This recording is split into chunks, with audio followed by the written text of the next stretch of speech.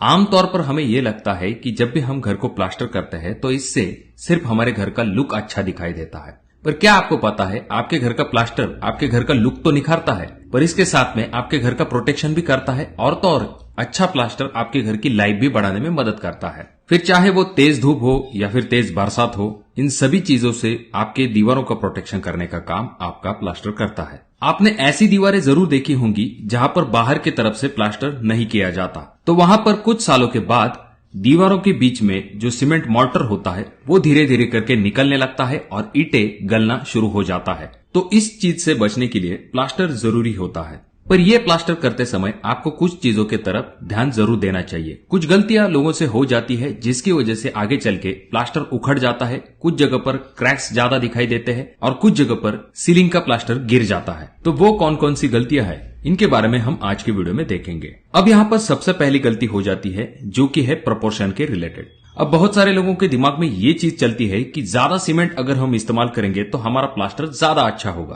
पर अगर आप प्रमाण से ज्यादा सीमेंट का इस्तेमाल करेंगे तो आपके दीवारों पर इस तरह के क्रैक्स आने के चांसेस बहुत ज्यादा बढ़ जाते हैं। तो इस चीज का समाधान होता है प्रॉपर प्लास्टर प्रोपोर्शन, यानी कि हम जो सीमेंट और रेती इस्तेमाल करते हैं इसका एक प्रोपोर्शन होता है जो कि 1:4 या फिर 1:6 होता है। खास करके 1:4 सीलिंग के प्लास्टर के लिए इस्तेमाल किया जाता है, यानी कि एक पार्ट आपको सीमेंट लेना है, 4 पार्ट आपको सैंड लेनी है। रेगुलर प्लास्टर के लिए आप 1 पार्ट सीमेंट ले सकते हैं और 6 पार्ट आप सैंड ले सकते हो। और हाँ, जब भी आप सीमेंट और रेती को मिक्स करेंगे तो वहां पर आपको पानी का ज्यादा इस्तेमाल नहीं करना है। जितना ज्यादा पानी आप इस्तेमाल करेंगे उतने ही उस मोर्टर की स्ट्रेंथ कम होती जाएगी। अब अगली गलती के बारे में बात करते हैं। जब भी प्लास्टर के लिए माल बनाया जाता है तो ज्यादा प्रमाण में माल मत बनाइए। जितना जरूरी है उतना ही इस्तेमाल कीजिए। जितना ज्यादा माल आप बना के रखेंगे उसे उतनी ज्यादा देर लगेगी प्लास्टर के लिए इस्तेमाल करने में, तो इसी वजह से उसकी स्ट्रेंथ कम हो सकती है। अब बात करते हैं अगले गलती के बारे में जो कि लोग अक्सर ही नजरअंदाज कर देते हैं। देखिए दोस्तों, चाहे आप कितनी ही अच्छी क्वालिटी की रेती या फिर सीमेंट इस्तेमाल कीजिए, पर अगर आप उसे प्रॉपर तरीके से पानी नहीं देंगे तो आगे चल के आपका प्लास्टर कमजोर हो सकता है। तो इसी वजह से प्लास्टर होने के दूसरे दिन बाद आपको 7 से लेकर 10 दिन तक 2 टाइम तक प्लास्टर को पानी देना है। और शुरुआती वक्त में आपका प्लास्टर जो है वो थोड़ा सा गीला होता है, जिस वजह से आपको ज्यादा प्रेशर के साथ पानी नहीं देना है। इससे आपके प्लास्टर की फिनिशिंग खराब हो सकती है। तो इसी वजह से शुरुआती दिनों में हल्के हाथ से आपको पानी मारना है अपने प्लास्टर के ऊपर। अब बात करते हैं अगली गलती के बारे में। जैसा कि आपने देखा होगा, प्लास्टर होने के बाद कुछ महीनों के बाद आपको ये दिखाई देता है कि प्लास्टर के ऊपर एकदम सीधे क्रैक आपको दिखाई देते हैं। खास करके ये क्रैक आपको दीवार और कॉलम इन दोनों का ज्वाइंट जहां पर होता है वहां पर दिखाई देते हैं।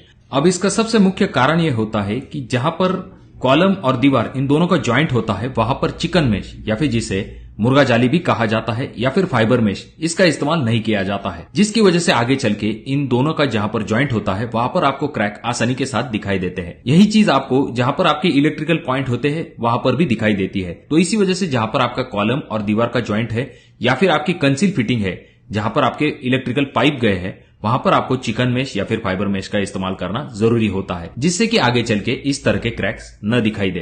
अब अगली बारी आ जाती है जो कि है सीमेंट की। देखिए दोस्तों, जब भी आपको प्लास्टर के लिए सीमेंट का इस्तेमाल करना है तो खास करके आपको 3 महीने से पुराना वाला सीमेंट कभी भी इस्तेमाल नहीं करना है। और अगर हम बात करें आपके प्लास्टर के लिए सबसे बढ़िया सीमेंट कौन सा है, तो आप अपने प्लास्टर के लिए पीपीसी सीमेंट का इस्तेमाल कर सकते हैं, जिसके रिजल्ट भी अच्छे होते हैं। जैसा कि हमने पिछले पॉइंट में देखा कि जहां पर आपके कॉलम और दीवार इन दोनों का ज्वाइंट आता है वहां पर खास करके आपको क्रैक दिखाई देता है, जिसके लिए हम चिकन मेश का भी इस्तेमाल करते हैं। पर इसके अलावा लोग यहाँ पर यह गलती कर देते हैं कि जब भी इन दोनों का ज्वाइंट जहां पर आता है वहां पर कॉलम को अच्छे से टकाई यानी कि टाचा नहीं देते हैं। तो ब्रिक वर्क करने से पहले आपको टकाई करना आवश्यक होता है। टकाई करने के बाद आपको उस कॉलम को अच्छे से सीमेंट स्लरी देनी है और उसके बाद जाकर आपको वहां पर ब्रिक वर्क स्टार्ट करना है, जिससे कि कॉलम और ब्रिक वर्क इन दोनों के बीच में अच्छी खासी ग्रिप मिल सके। अब बात करते हैं अगले पॉइंट के बारे में जो कि है प्लास्टर की थिकनेस। जहां तक बात आती है दोस्तों प्लास्टर की थिकनेस की, तो ये बहुत ही इंपॉर्टेंट पॉइंट होता है। आपने अक्सर ही सुना होगा कि जहां पर प्लास्टर किया जाता है तो खास करके कुछ दिनों बाद सीलिंग का प्लास्टर गिर जाता है। इसका कारण यह होता है कि अगर सीलिंग के प्लास्टर की थिकनेस ज्यादा हो जाती है, ऐसे समय में वो प्लास्टर गिर सकता है। तो इससे बचने का क्या उपाय है? तो सीलिंग की प्लास्टर की जो थिकनेस होगी वो आपको 6 से लेकर 8 mm तक रखनी चाहिए। उससे ज्यादा अगर आपके प्लास्टर की थिकनेस होगी तो प्लास्टर के गिरने के चांसेस ज्यादा होते हैं। और जैसा कि मैंने आपको पहले पॉइंट में भी कहा है, तो इस सीलिंग के प्लास्टर के लिए आपको 1:4 के प्रोपोर्शन का ही इस्तेमाल करना चाहिए। और जहां तक बात आती है दीवारों के प्लास्टर की थिकनेस, तो वो आपको 20 से लेकर 25 mm से ज्यादा बिल्कुल भी नहीं रखनी है। याद रखिए, जब भी लिमिट से ज्यादा प्लास्टर की थिकनेस हो जाती है तो वो चाहे दीवार को हो या फिर सीलिंग को हो, तो उसके गिरने के चांसेस ज्यादा होते हैं। तो इसीलिए जब भी आप ब्रिक वर्क करें तो आपका brick work proper line level में होना चाहिए। उसमें कम से कम अंडुलेशन होंगे तो वहां पर प्लास्टर की थिकनेस भी कम से कम आएगी। जितनी खराब आपकी दीवार होगी उतनी ज्यादा प्लास्टर की थिकनेस वहां पर बढ़ जाएगी। देखिए दोस्तों, जिस दिन आपको दीवार को प्लास्टर करना होता है तो आपको सूखी दीवार के ऊपर प्लास्टर नहीं करना चाहिए। प्लास्टर के 1-2 दिन पहले से ही आपको उस दीवार को हल्का गीला करना शुरू कर देना है। अब यहाँ पर जितना गलत होता है सूखी दीवार के ऊपर प्लास्टर करना, उतना ही गलत हो जाता है अगर आप उस दीवार को ज्यादा गीला कर देते हैं। इसका कारण यह होता है कि अगर प्लास्टर से पहले दीवार ज्यादा गीली है तो वहां पर प्लास्टर का मॉर्टर जल्दी ग्रिप नहीं ले पाता है। इसके लिए मिस्त्री उस मॉर्टर में ज्यादा प्रमाण में सीमेंट का इस्तेमाल करते हैं। और जब भी मॉर्टर में प्रोपोर्शन से ज्यादा सीमेंट का इस्तेमाल किया जाता है तो ऐसे प्लास्टर में आगे चल के आपको जरूर क्रैक दिखाई दे सकते हैं। तो इसी वजह से प्लास्टर से पहले आपको दीवार को हल्का गीला करना है। देखिए दोस्तों, जिस तरह से हमने सीमेंट की क्वालिटी के बारे में देखा, उसी तरह से प्लास्टर में इंपॉर्टेंट पार्ट होता है सैंड का। यानी कि जो आपकी सैंड होती है उसमें 6% से ज्यादा सिल्ट कंटेंट नहीं होना चाहिए। और जहां तक बात आती है कौन सी सैंड आपके प्लास्टर के लिए सबसे बढ़िया है, तो वो डिपेंड करता है कि आपकी रिवर सैंड की अगर क्वालिटी अच्छी है तो डेफिनेटली आप रिवर सैंड की तरफ जा सकते हैं। और अगर आपकी रिवर सैंड की क्वालिटी अच्छी नहीं है तो आप क्रश सैंड की तरफ भी जा सकते हो। देखिए दोस्तों, इन दोनों ही सैंड के अपने अपने फायदे होते हैं। जैसे कि क्रश सैंड में 0 वेस्टेज होता है, आप डायरेक्टली उसका इस्तेमाल कर सकते हैं। पर जहां तक बात आती है रिवर सैंड की, तो रिवर सैंड को आपको छानना पड़ता है, जिस वजह से वेस्टेज ज्यादा चला जाता है और अल्टीमेटली प्लास्टर की कॉस्ट भी बढ़ जाती है।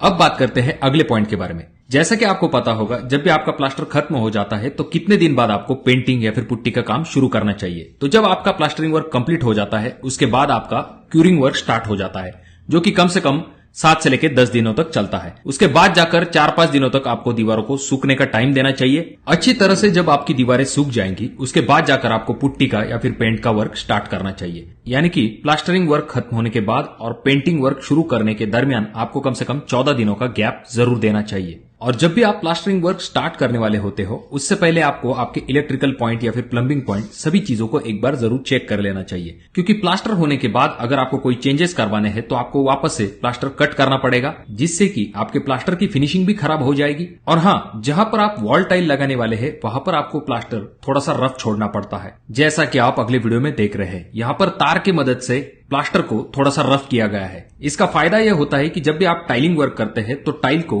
थोड़ी सी एक्स्ट्रा ग्रिप मिल पाती है। देखिए दोस्तों, अगर आप इन सभी बातों का ध्यान रखोगे तो डेफिनेटली आप अपने घर के लिए एक मजबूत और अच्छे क्वालिटी का प्लास्टर जरूर कर पाओगे। तो अगर आपके कोई सवाल है तो कमेंट बॉक्स में कमेंट जरूर कीजिए। वीडियो अच्छा लगा हो तो इसे लाइक कर दीजिए। और अभी तक आपने चैनल को सब्सक्राइब नहीं किया दोस्तों तो कैसे चलेगा, चैनल को जरूर सब्सक्राइब कर दीजिए। और इन तीनों वीडियो में से कोई एक वीडियो आपके जरूर काम में आ सकता है।